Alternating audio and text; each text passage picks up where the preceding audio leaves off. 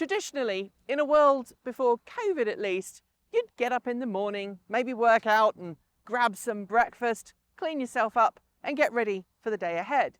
And for the majority of the people out there, before the daily commute was crossing the hall to the dining room table, the trip to work consisted of getting in a car with lots of seats, sitting in traffic, and slowly losing the will to live. Motorcyclists will tell you that riding a motorcycle to work is one way of alleviating the boredom. They're quick, at least in places where you're allowed to filter through traffic. They're fun, and they're cheaper to operate than a traditional car. But they're also not as safe, and you have to wear all the gear all the time if you actually want to be safe. Which is where this comes in. It's the Electromechanica Solo, a single-seat, three-wheeled microcar that is far smaller than a regular car, meaning it's easier to park, and theoretically could reduce the size and severity of the traffic jam on the morning commute. It's technically a motorcycle. Under US regulations it is, but it also has car controls with a regular steering wheel and seatbelt that you can operate with either a car license or a motorcycle one. It doesn't require you to wear all the usual motorcycle gear, and it has car-like controls. It's fully enclosed. It has a claimed 100-mile, 160-kilometre range. It's got a top speed of 80 miles per hour, 128 kph. And its 17.3 kilowatt-hour battery pack can recharge in about 3 hours from a level 2 charging station. And the 40 kilowatt-hour rear-wheel drivetrain and front steering gives you the better setup of the choices that you have for three-wheelers. I get to drive this for the very first time. Let's give it a go. The last time I sat behind the wheel of an Electromechanica, it was just a prototype. I wasn't allowed to drive it.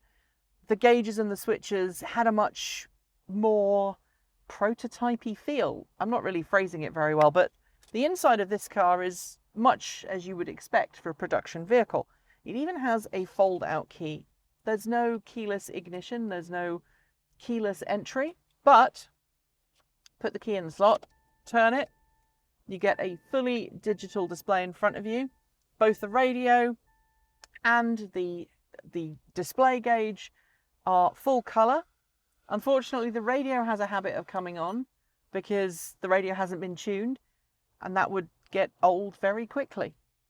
In terms of creature comforts, you have full air conditioning. You've got heating and cooling here, and the ability to divert air around various parts of the cabin. On this side of the car, you also have a heated seating control. So you can have low heat and high heat, fully electric windows on both sides. And to my right here, you have a fold down cup holder. It flips out, you can hold a nice beverage while you're on the road. Fully adjustable, electrically operated mirrors on both sides, and of course electronic trunk release to give you access to the rear, which has 3 cubic feet of cargo space. That's not small for a vehicle of this size. You might be noticing that I'm sitting pretty low down. That's because the 17.3 kilowatt hours of lithium-ion batteries sit either side of me, and I sit in between them. There's no airbags in this vehicle, but there are triple steel bars in each door to protect both you and the battery pack, and you've got a nice crumple zone up front. There's no airbags required because this is technically a motorcycle. Remember that, because it's going to be important later on. Now, when it comes to reversing, of course, you've got the 2 side mirrors that you can use, but if you select reverse, you'll also be presented with a full colour display from the rear of the vehicle, along with reversing lines for your vehicle. They don't appear to change as you change the direction of the steering wheel though, so I would have to try that one out sometime in the future when I have the car for a little longer than I have it today. When Electromechanica asked me if I'd like to drive this car, I of course said yes. But one of the things they did tell me was that they only wanted people to drive it around a test track at the local shopping mall here at Washington Square, just outside of Portland. Now, they've let me take it around the parking lot, which means I get a little more of a taste of what the car is capable of. But I wish that they were allowing people to test drive this on the road, and that is a bit of a red flag to me. I'm hoping they're only doing it because they want people to have a short test drive in a very predictable environment to make up for the fact that there's only a few number of cars that they have on the actual display here. And so I'm going to go with that as the explanation.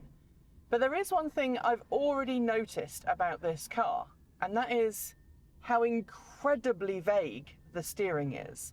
There doesn't appear to be any kind of self-centering, and I'll try and demonstrate that now when I turn out of this junction onto the Mall Road. You'll see that when you have turned the steering wheel, it doesn't self-center, and that feels like a real missing thing for a vehicle that you're spending $18,500 on. It's nice that we have all of the creature comforts of a regular car.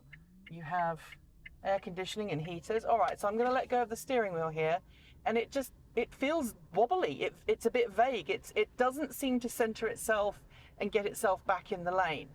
Now that 40 kilowatt electric motor at the rear is not the perkiest. And I think the traction control has been set up to purposely nanny you so that you don't do anything stupid.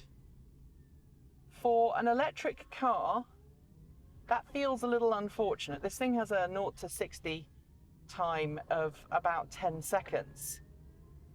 And I'm not able to reach that, obviously, in a parking lot environment. What I would say, however, is that there's that steering centering again, which just feels really vague and just not very well set up. I'm going to sneak into this little track they've got here, which allows me to push it a little bit more. One of the things I will say I really like about this car is the fact that it can do a very tight turning circle. So let's try this now. Okay, 26, 29, 34, 39, and braking. There's not a lot of regen braking on this. And going into the corners, I just feel like I have to be really careful about where the car wants to go. It's not stepping out at the back. As a three-wheeler, this actually feels pretty nice. I've driven a lot of three-wheelers that have made me feel a lot less stable. But the steering is just so vague. I have no idea where my wheels are. And that gives me a little bit of cause for concern, because it means that when I'm going around the track, when I'm trying to execute a move, and let me show you the turning circle now, it's super lightweight and you can do a very tight turning circle. I mean, I'm basically turning around in the equivalent of 2 car parking spaces.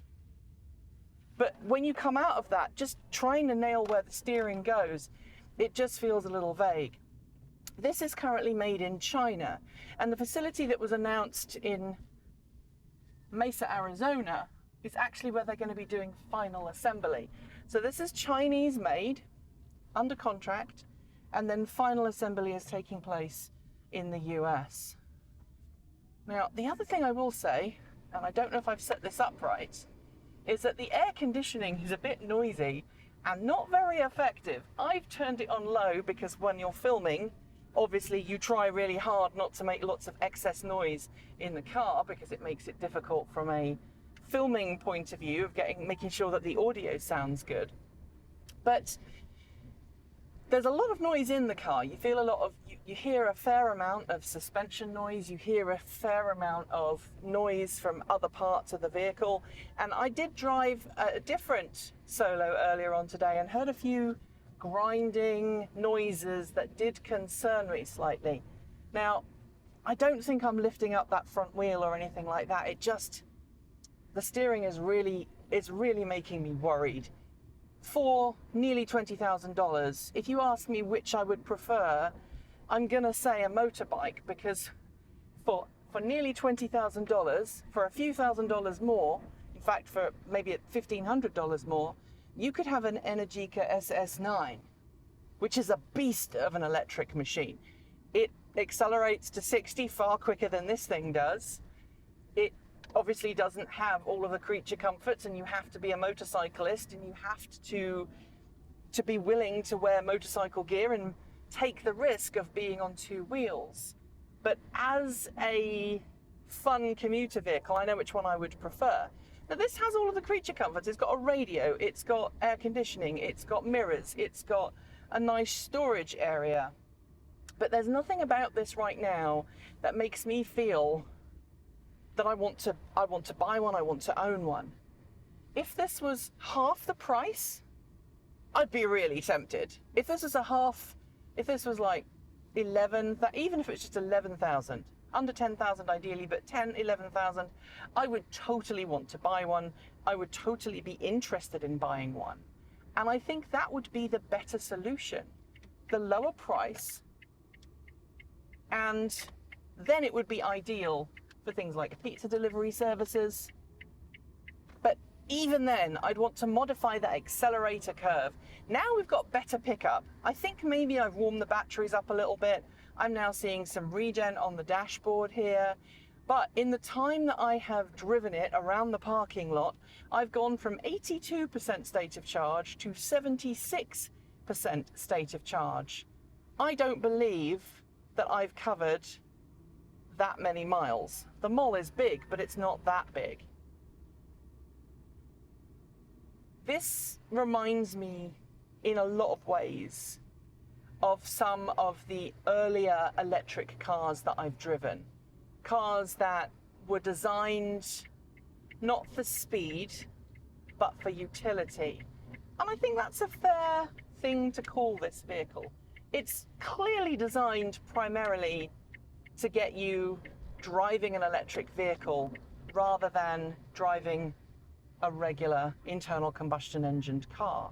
And for that, the Electromechanica Solo should be praised. But even with the air conditioning running pretty strongly right now, I've still got some misting issues here. Everything inside feels kind of plasticky and a little bit meh to the touch. It's not exactly high quality material. There's no problem mechanically with the car. It drives well. It's got decent brakes. The steering is really starting to irritate me.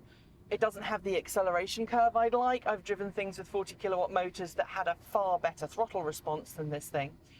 But let's talk about what else you could buy for $18,500.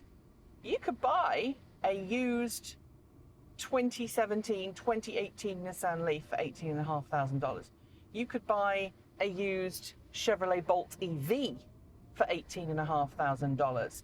Now granted, this does have incentives available for it. So after you factor in the incentives, you're looking closer at $12,000, $13,000, $14,000, depending on where you are in the US. But even then, even if you look at $13,000, $14,000, $15,000, you could still buy a mainstream EV from an OEM automaker. It's a weird noise at the back there as I turn that corner, that would actually perform a whole lot better, that would actually be a whole lot easier to drive. So there you have it. I've been glad to have a test of this, but it's not something that I'm necessarily super excited about getting behind the wheel of. So there you have it. This is my first drive of the Electromechanica Solo EV. And I'll admit, there are elements of this vehicle that I really like. The folks here today want me to be very clear about the fact that this is not a performance vehicle. It's not a performance EV. It's aimed primarily at commuters in town and also at pizza delivery services and other commercial uses where a small vehicle comes into its own. This doesn't give me the thrill of a motorcycle, and its 10-second sprint time feels like an age in today's modern EV world. In fact, while I'm okay with its performance, it does remind me very much of the acceleration of the Mitsubishi i-MiEV and the first generation Nissan Leaf.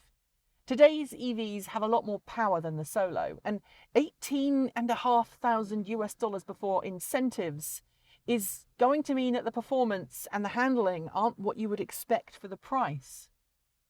However, with 3 cubic feet, 84 litres of lockable safe cargo space, all the air conditioning and bells and whistles and creature comforts that you would expect from a regular car with half of the footprint, this vehicle could sell in pretty high volumes in busy cities where space is at a premium and functionality and running costs trump performance and flexibility.